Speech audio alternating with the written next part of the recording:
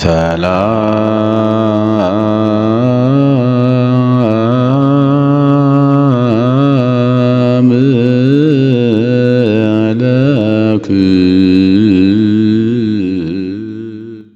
በስመ አብ ወወልድ ወመንፈስ ቅዱስ አሐዱ አምላክ። በመላው ዓለም የምትኖሩ የእግዚአብሔር ቤተሰቦች ሁላችሁም በያላችሁበት የምድር ዳርቻ እንደምን አላችሁ? እንደምን ከረማችሁ?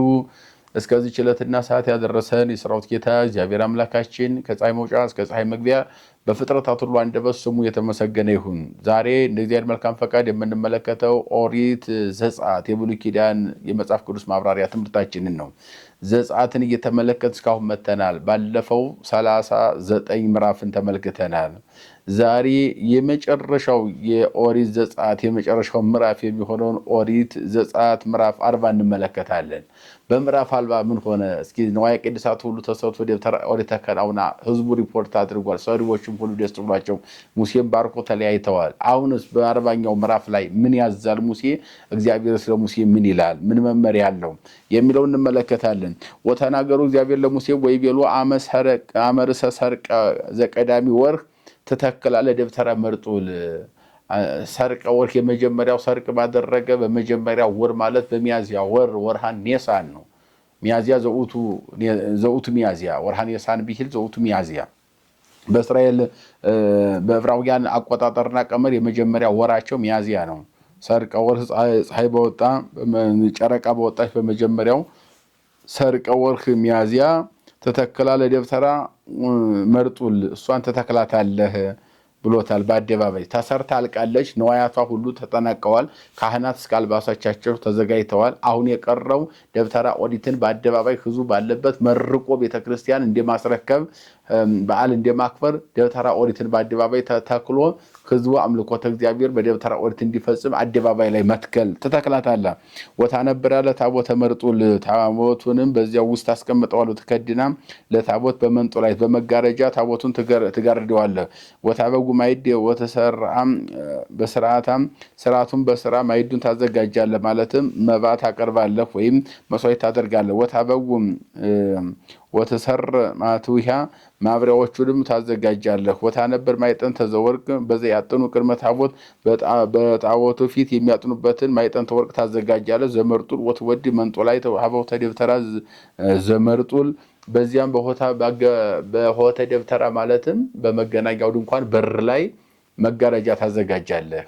በመጋረጃ ትጋርዳታለህ። ወታነብሮ ለመስዋዕት ዘመስዋዕት በቅድመ ሆተ ደብተራ ዘመርጡል መስዋዕት የምታቀርብበትን መሰዊያውን ደግሞ በደብተራ ኦሪት ፊት ለፊት ታስቀምጠዋለህ። ወታነብር ማእከለ ደብተራ ወማእከለ መስዋዕት ትወድ ውስጤቱ ማየ በደብተራ እና በመሰዊያው መካከልም ደግሞ እና በደብተራ ኦሪት መካከል ውሃ ታስቀምጥበታል። ወተተክል አውደ አጸዱ ወታነብር ምክዳነ አንቀጸ አጸድ ከዚያን በኋላ በዚያም መሸፈኛ ታደርግለታለህ። ወትነስ ቅባ ዘቦቱ ይትቀቡ ወትቀባ ለደብተራ ወኩሎ ዘውስቴታ ወትቀድሳ ኩሎ ነዋያ ወትከውን ቅድስተ። አሁን ይሄን የሚለን ቤተክርስቲያን ዛሬ ሰርተን ከጨረስን በኋላ ምርቃት ይመረቃል። ምርቃት ማለት ምን ማለት ነው?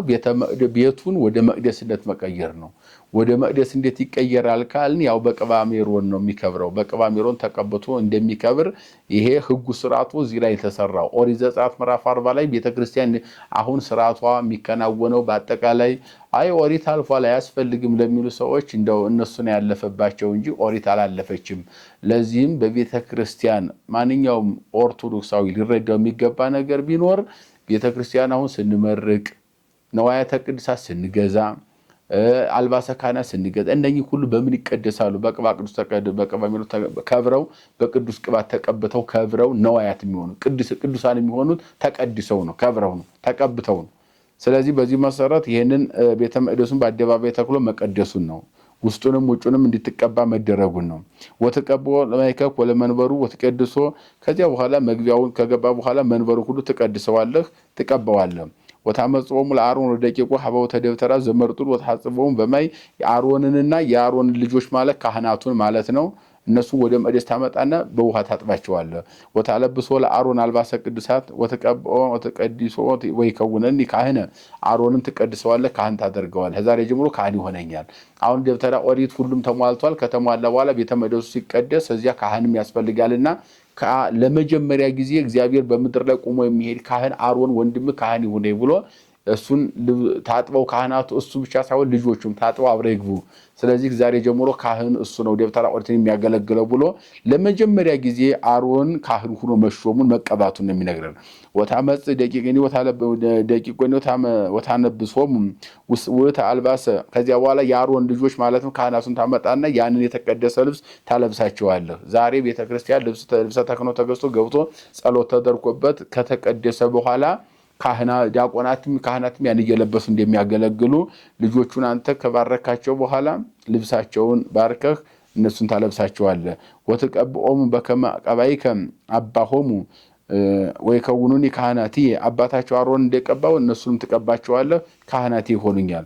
ወይ ከውኖሙ ዝንቱ ቅብአት ለክህነት በማይልሆሙ ለዓለም ለትውልዶሙ ለዘላለም እስከ ልጆቻቸው ድረስ ይሄ ካህን ሆነው ይኖራሉ። እዚህ ጊዜ ጀምሮ ሌዊ ካህን ነው የምንለው።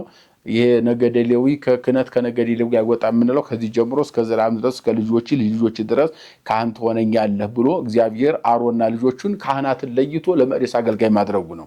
ወገብረ ሙሴ ኩሎ ዘአዘዞ እግዚአብሔር ከማሁ ገብረ እግዚአብሔር እንዳዘዘው ሙሴ ሁሉን አደረገ። ወኮነ በቀዳሚ ወር በካሊት ዓመት በመጀመሪያው ወር ሚያዝያ ማለት ነው። በካሊት ዓመት የመጀመሪያው ዓመት ከግብጽ በወጡበት ወምዝ ወጹም ግብጽ አመረሰ ሰርቀ ወርህም ተከልዋ ለኢቲ ደብተራ የመጀመሪያው ሰርቀ ወርህ በተደረገበት በመጀመሪያው ወር በሚያዝያ ወር በካሊት ዓመት በሁለተኛው ዓመት ይሄንን ደብተራ ኦሪት አዘጋጅተው ተከሉ። ወተከላ ሙሴ ለደብተራ ዋስተናበረ አረስቲሃ ወደ የመናስክቲሃ ዋቀመ አይማዲሃ በከማዞ እግዚአብሔር ቤተ ደብተራን ሰራ፣ አዘጋጀ፣ አርሷንም አዘጋጀ፣ መቀመጫውን አዘጋጀ፣ ቁልፏንም አዘጋጀ፣ በሯንም አዘጋጀ፣ ምሰሶዋንም አዘጋጀ። በከማዘዙ እግዚአብሔር እንዲያዘዘ እንደዚህ አድርጎ አሰራት። ወሰፋ አይጻዲሃ ለደብተራ ወወደ ምክዳና ለደብተራ መልቲሃ እነሆ በሷ ላይ ክዳኑን አዘጋጀ፣ ልብሷን አዘጋጀ፣ እርሷንም ዘረጋና አስቀመጠ። በከማዘዙ እግዚአብሔር ለሙሴ ወነስወን ለመጻሕፍተ ትእዛዝ ወወዴወን ውስጥ ወአንበረ መጻውርቲሆን ሀበ ታቦት መጻሕፍቱ የሚቀመጡበትን ከውስጥ ካዘጋጀ በኋላ የሕግ መጻሕፍትንም ከዚያ ውስጥ አስቀመጠ። ወበአለ ታቦት ውስጥ ደብተራ ከዚያ በታቦቱንም በዚያ ውስጥ ወስዶ ማስቀመጡን በዝርዝር የሚነግር ነው። ከዚያ በኋላ ሆተ ደብተራ ህዝቡ ወደዚያ እየመጡ አገልግሎት እንደሚሰጡ ሙሴና እግዚአብሔር ጧት ማታ እየተነጋገሩ የእግዚአብሔር አገልግሎት በመቅደሱ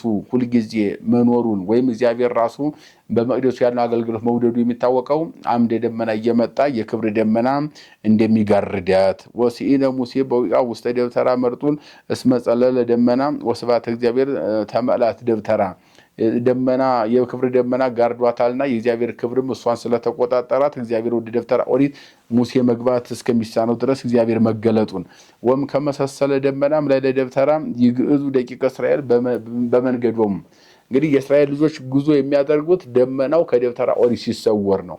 መቶ ደመናው ሲቆጣጠራት ሁሉም ደብተራን ተክለው ደብተራ ኦሪትን እግዚአብሔር ብቻ ያገለግላሉ። ያ ደመናው ደግሞ ብድግ ሲል ከዚያ ሲወገድላቸው ያን ጊዜ እግዚአብሔር ጉዞ እንዲያደርጉ ፈቅዶላቸዋል። ደመና መራቸው የሚለው ደመናው ደብተራ ኦሪት ላይ ሲተክል አምድ ሆኖ ሲተከል ይቆማሉ፣ መሄድ አይቻልም ማለት ነው። ከዚያ ምክንያቱም የተለያየ ጥላት በየአቅጣጫው ስለሚኖር ደመናው ነው የሚመራቸው እንደሰው ቆሞ። ከዚያ በኋላ ደመናው ደግሞ ከዚያ ሲሰወራቸው ደግሞ ተፈቅዶላቸዋል ሂዱ ማለት ነውና ጉዞ እያደረጉ በዚህ መንገድ መቀጠላቸው ነው። ወመሰ ይሰሰለ ደመና ይግዕዙ እስካመ ይሰስል ደመናው ካልተንቀሳቀሰ እነሱም አይንቀሳቀሱም። እስመ ደመና ይነብር ላይ ለደብተራ መዓልተ በቀን ደብተራው ላይ መገናኛው ድንኳን ላይ ይውል ነበርና ወእሳት ይከውን ላይሊሃ ሌሊተ ቅድመ ኩሉ እስራኤል በኩለሂ ሀበ ግዕዙ ወደ ተንቀሳቀሱበት ቦታ ደግሞ ሁል ጊዜ ሲሄዱ ብርሃን ያበራ ነበረ። እንግዲህ መርሆሙ መዓልተ በደመና ወኩሉ ሌሊተ በብርሃነ እሳት ያለው ዳዊት ቀን በደመና ይመራቸዋል። ዋይ ፀሐይ እንዲያቃጥላቸው 7 ደመና ተዘጋጅቶላቸው 2 ደመና በግራ 2 ደመና በቀኝ 4 ደመና በግራና በቀኝ አጅቧቸው ጠላት ጦር እንዳይወረውርባቸው ጠላት የሚከላከል እንዳያቸው የሚሰውር ማለት ነው። ከላይ አንድ ደመና ጽዋዬ ፀሐይ ይከላከላል፣ ከታይ ደግሞ በጫማ ላይ አንድ ደመና ይጫማሉ ሾክ እንዳይወጋቸው አሸዋው ግለት እንዲያቃጥላቸው 6 ደመና። አንዱ ደመና የ7 ቀን ጎዳና ጫካ እየመነጠረ መንገድ ያሳያቸው ነበር። በዚህም በ7 ደመና አጅቦ እግዚአብሔር እስራኤላውያን ጉዟቸው እንዲያደርጉ ሌሊት ደግሞ ቀን ደመናውንም የሚከላከል ሌሊት ደግሞ ጨለማው ገደል እንዳይገቡ እንቅፋት እንዳይመታቸው ጉድጓድ እንዳይገቡ የብርሃን አምድ ምሰሶ ተተክሎ ፊት ለፊት እንደ ሰው ከፊታቸው እየመራ በብርሃን ይመራቸው ነበር። እንደዚህ አድርጎ 40 ዘመን ሙሉ እግዚአብሔር መምራቱን በደንብ አድርጎ የሚናገር የመጽሐፍ ቅዱስ ክፍል ነው። ከዘጸአት መውጣታቸው ጀምሮ አጠቃላይ የደብተራ ኦሪት ቤተ መቅደስ ጉዳይ ነዋያተ ቅድሳቱን እንደገና ደግሞ እዚያ በኋላ ቤተ መቅደስ ብቻውን በቂ አይደለምና ካህን ያስፈልጋል።